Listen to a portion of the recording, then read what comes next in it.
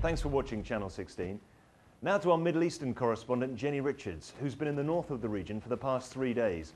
Jenny, there's been some heavy fighting. What is the atmosphere among some of the civilians out there?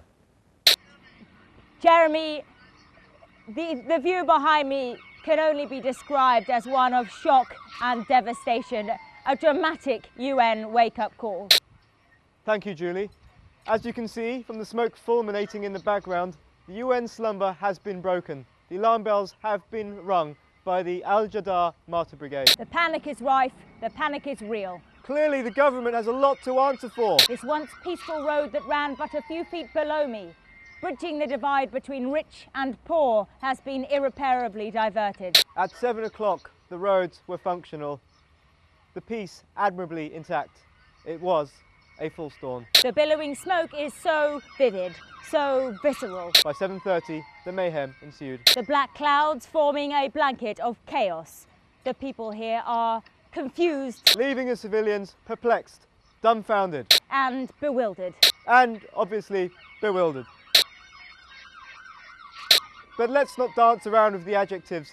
There are many words to describe the situation, many words that these civilians will never hear again. Well, Jeremy, one can only imagine how the families caught in this proverbial tug of war are feeling. Jean-Paul Sartre once mused, "When the rich wage war, it's the poor who suffer." Projecting that in war, truth is the first casualty. Aeschylus. Francis Meehan, who wrote, "Men who war with each other are in fact at war with themselves." I believe it was the Greek philosopher Plato who once said, "Only the dead have seen the end of war."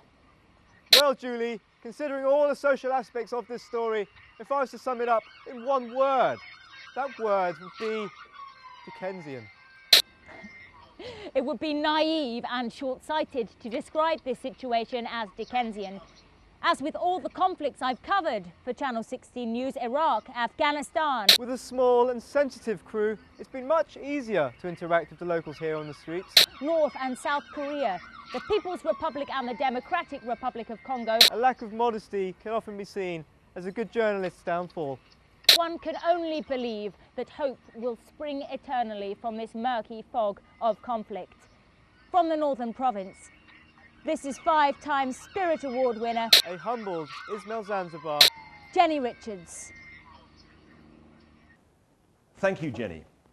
In other news, the new fat-gaining